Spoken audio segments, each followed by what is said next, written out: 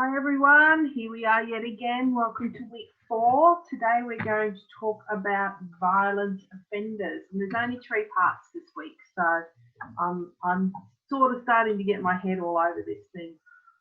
Okay, let's get going. Come on. Okay, in part 1 we're going to talk about what actually is violence. Is there different types of violence, and how prevalent is it? Then we're going to briefly touch on homicide. Not a lot of depth to this discussion simply because you all do homicide as a subject with Greg, and he'll go into that in much more depth. So we just briefly touch on it. Now, I will warn you that today's lecture does contain material which some people might find distressing. So if you feel the need to contact one of the student counsellors for Mount Gravatt, that would be Lynn, and you'll need to contact her by email at this point in time. And for the Gold Coast, that is Chris Hannigan, and I haven't got his phone number there, but there is his email address, and you'll need to contact him by that. Okay, this is what we're going to do this week. So, distinguish between expressive and instrumental violence. So, violence is often categorised on the level of violence of the offence. Is it emotive? So, is the violence an expression of the emotion of a situation? Or is it instrumental, or that means more a means to an end? Understand the causes of violence. We've talked a lot about the causes of why anything happens, the why. We'll talk about that today. Degrees of murder. So do we have this in Australia? Well, we have murder and we have manslaughter. So when discussing murder, if it's mentioned first degree or second degree murder, we're talking more about the US. So we'll talk about how this differs in Australia. And we are going to also talk about intimate partner violence, what are the roles of gender in that, and the emerging forms of interpersonal violence, such as stalking and hate crime. Hate crime at the moment is very much at the fore, especially with what's happening in America. There's a lot of stuff going on over there. So we'll talk about hate crime a little bit. What is violent offending? So this is just the lecture overview, what we're going to do in the lecture. I've already explained that to you, so let's get going. So what is the extent of violence? Well, what is violent crime? It constitutes a range of offences, so it has a very broad range of acts that can range from slapping someone on the face to killing them. So the level of violence that's involved is on a very, very long continuum, from something very, very minor to something that is permanent. So there's a lot of offences there. Assault causing bodily harm, wounding, attempted homicide, kidnapping, forcible confinement, armed robbery and sexual offences. So just saying something is violent is not enough. We need to understand where it fits on the continuum. In this lecture, we're specifically going to look at homicide, intimate partner violence, and new forms of interpersonal violence, which are not quite so new anymore, but hate crimes and stalking.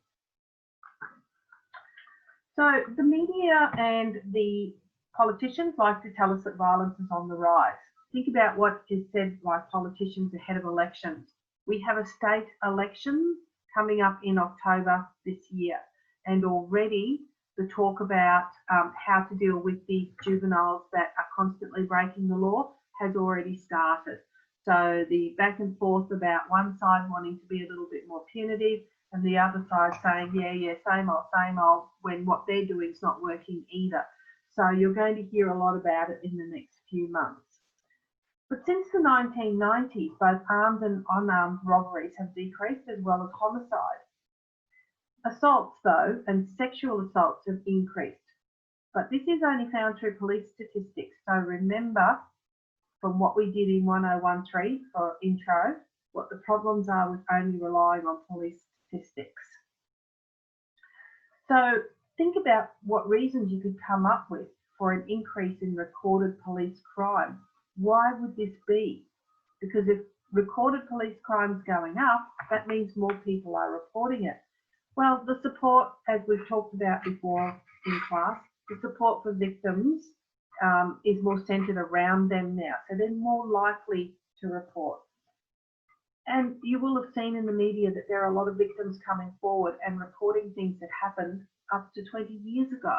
So they're feeling more comfortable now to be able to talk about what happened to them and to come forward and report it.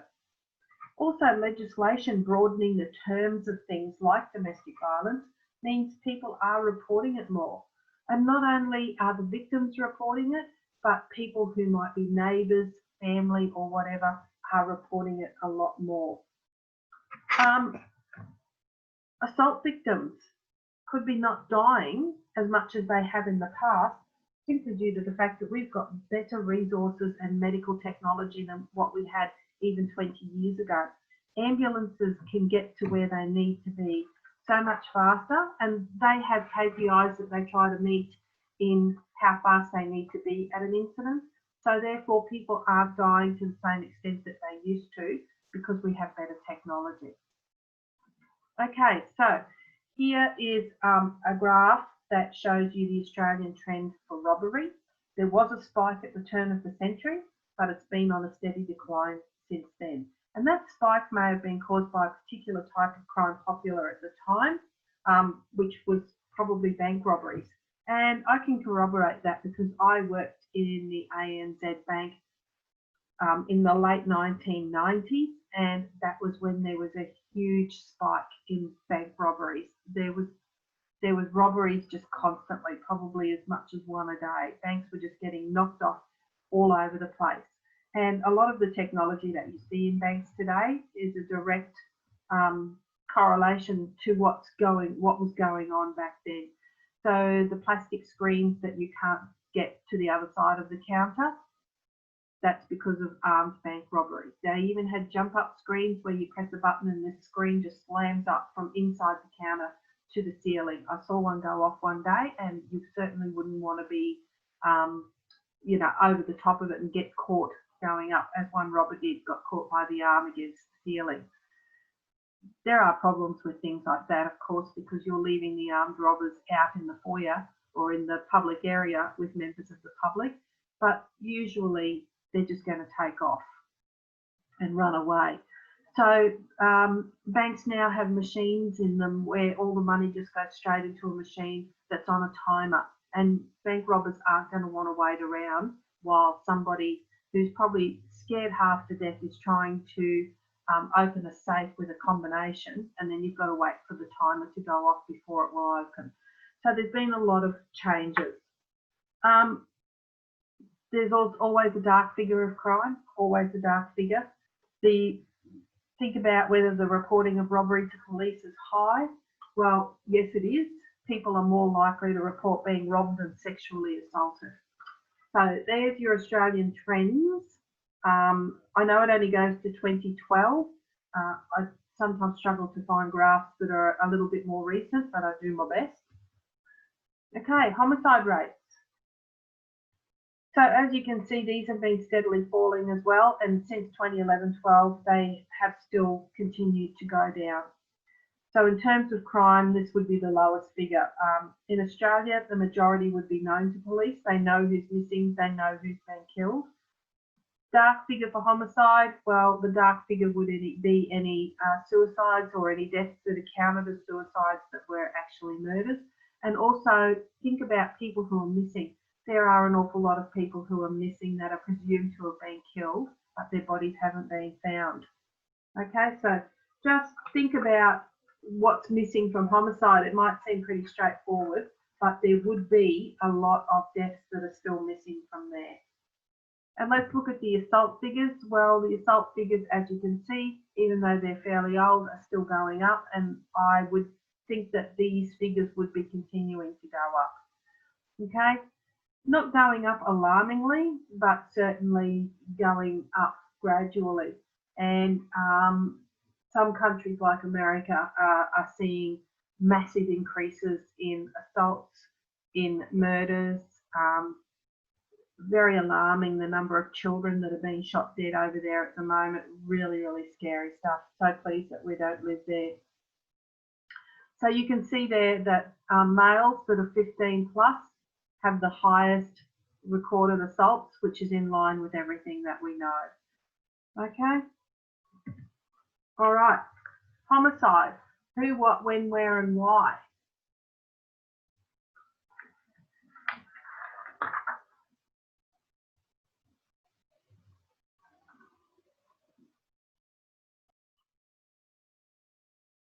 Okay, homicide. When, where, what, and who?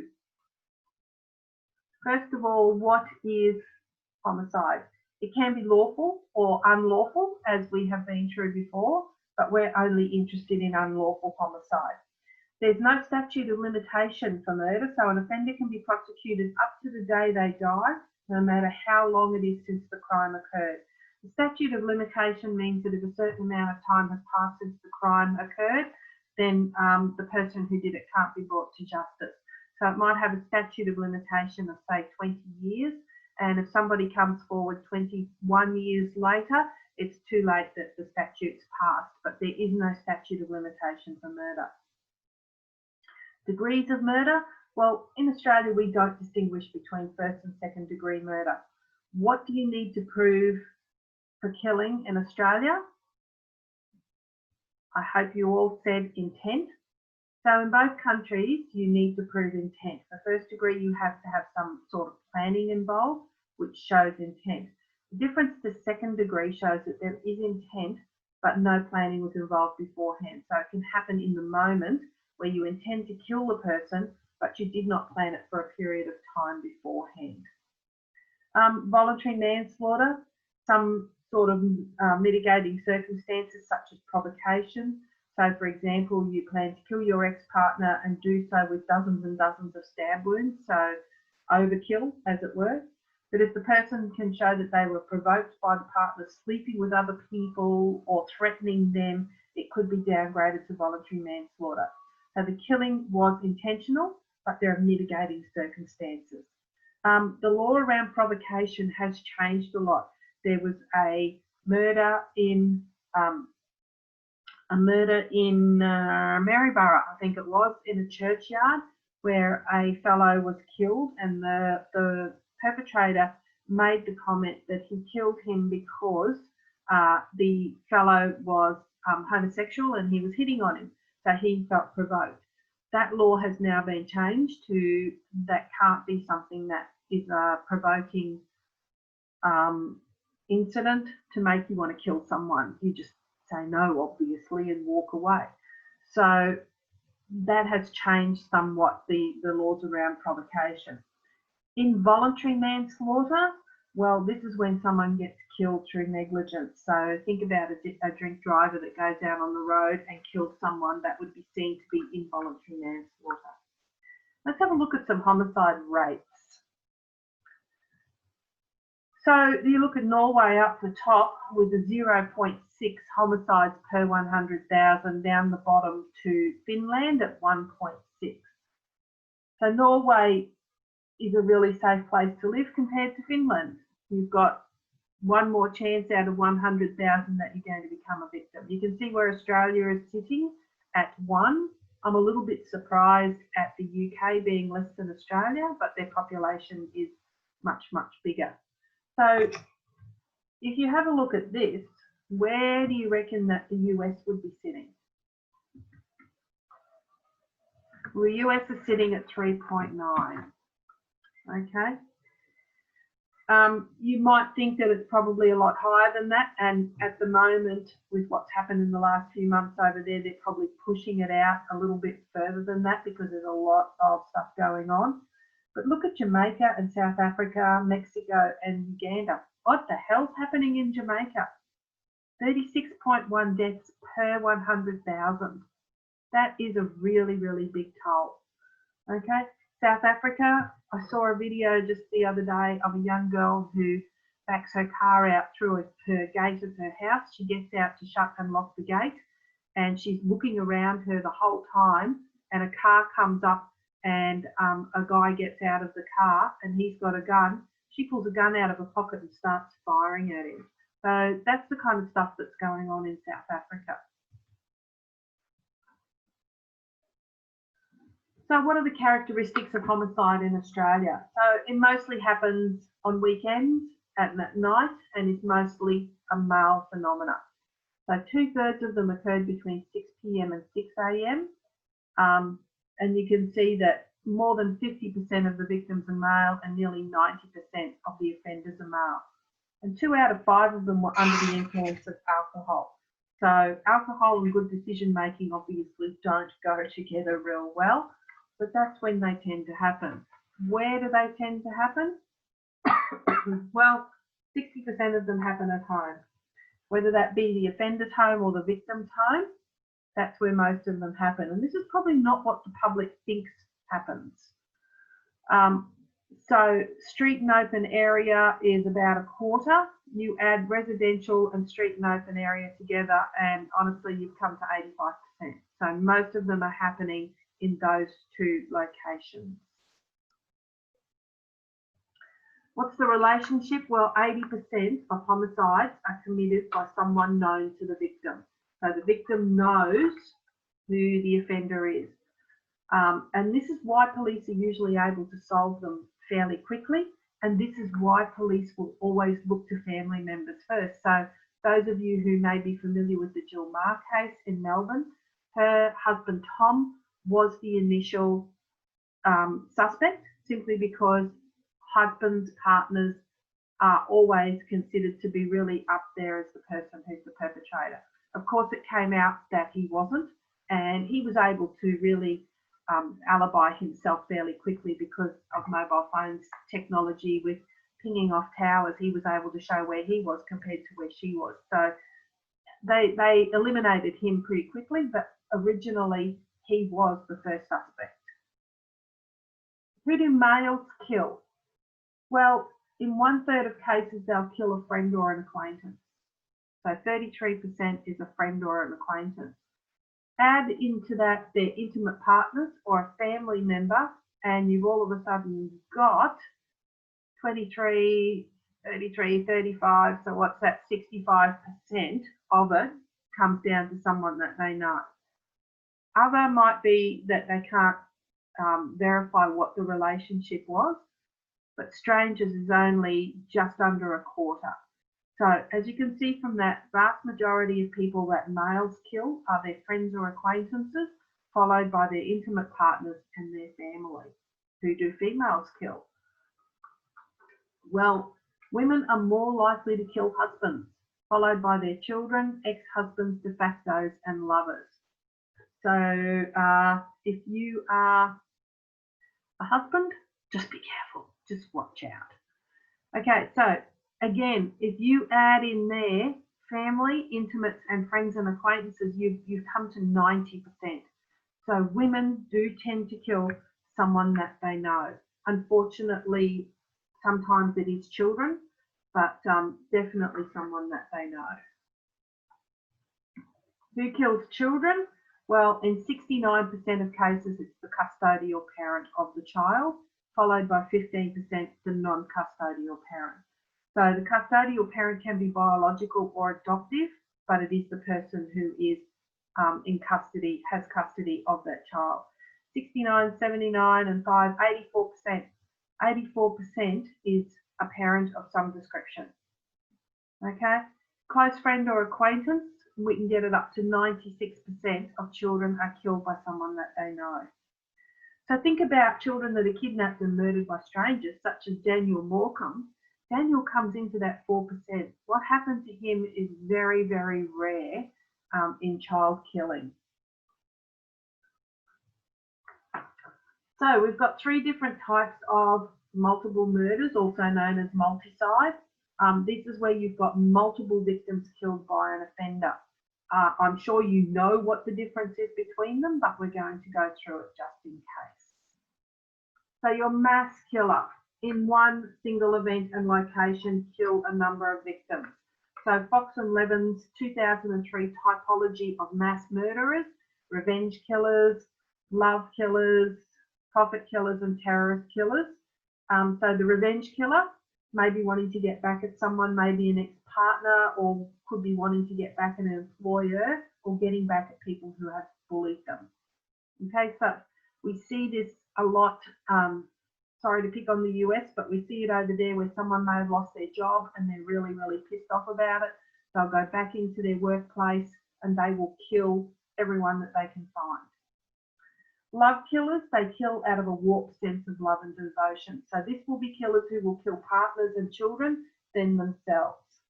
So the logic for them is that the family doesn't have to face the evils of the world. If I kill them, so I'm going to kill them all. That might seem really bizarre to us, but to them, it's very real. They believe that they're doing it for love to save their family. Profit killers will be those who are being paid for a job, so they're eliminating witnesses, for example. And terrorist killers is quite obviously we're killing many people to send a message to the world. Okay, so a mass killing. A couple of years ago, we had a shooting in Las Vegas where the guy was up in one of the rooms.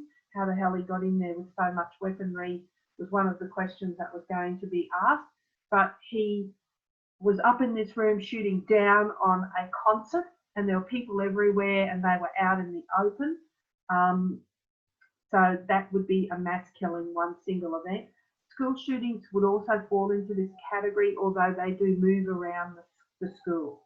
Spree killing is when they, it might be spread over a few days or weeks or across locations. So two examples here would be the Port Arthur killings, because he killed at about 3 or 4 different locations, all in the one time though. The other one is Anders Breivik in Norway, I think it was Norway or Sweden, who set off a bomb in the town square, killed people there, then hopped on a boat and went over to an island where there was a youth conference type thing going on, and he killed another 69 young people over there. So all happened within a very short space of time, but in more than one location. And serial killing, well, it's several events. They have a period of time in between the killings, and that's called their cooling off period. Have to kill more than 3 or 3 or more to fit the classification. Okay, so Fox and Levin's typology again of serial killers, and if you're interested, these are the authors that you read when it comes to typology of killers. So a thrill killer, those who get a thrill from killing people. And there will be people, I would put probably Ivan Milat into that. He seemed to enjoy what he was doing, so he would be a thrill killer. A mission killer, it's a mission to attack a particular type of person. So for instance, they might kill prostitutes or they might kill gay people. So they're on a mission to rid the world of a particular type of people. And expedience killers, well, this would be a hitman. So they're still considered a serial killer, but in between jobs, as it were, they go back to normal life in between. So 20 serial killers active in any given year in the US, which account for only 1% of all murders. And if you think about 20 people, that might sound like a lot. I thought of 20 people, wow, 20 people going around killing people, but the population of the US is up near, it's probably getting towards 330 million people. So, and their murder rate is very, very high. So if you think about it that way, it doesn't sound quite so bad. They are usually male, and only 10 to 15% will be female. Okay, so I want you to watch these videos about the Washington DC sniper killer. This happened quite a while ago, back in the 90s, but it was, around 2002, there we go. It involved 2 individuals, so 40-year-old Muhammad and a teenager. They killed in 2 time periods, but killed 7 people who were filling their cars at the servo at the beginning of the year. Then in October, they killed another 10, and they were all shot. And people in the video, as you will see, were running around bent over and hiding behind cars when they were filling their cars, because nobody just knew what sort of vehicle these people were in, where the shots were coming from, what they were doing it for. So people were running zigzag from their car to the door to avoid being shot and hiding behind their cars. Muhammad himself was an ex-army person whose wife had left him and taken his children. He actually kidnapped the children for 18 months before they were found and brought back. He hated America and its foreign policy. The teenager that was his accomplice was the son of the woman that he was in a relationship with. So he was like a father figure to this young man. So think about how you would classify this case. I'm going to stop talking for a second. This is where I want you to watch the video.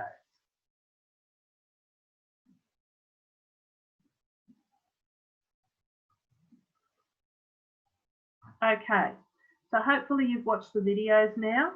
So this was a cross between, how would you classify this case? Which one do you think it is, mass, spree, or serial? This was kind of a cross between serial and spree. So it said to be spree, it was considered to be the one event the second time it happened, but the first time was not planned as one event as the second lot were. Doesn't make sense, does it? Okay, so one event the second time it happened, but the first time it wasn't as planned to be like one event. So it differed a little bit from the second. So it was kind of a cross between them. I would probably say serial because there was a gap in between. Expressive or instrumental violence, we're going to talk about that in a minute when we go through the causes. So you can have a think about this, back to this when we do that and go through that. Okay, this is the end of part one. So in part two, we're going to discuss intimate partner violence and different types of interpersonal violence, such as hate crime and stalking.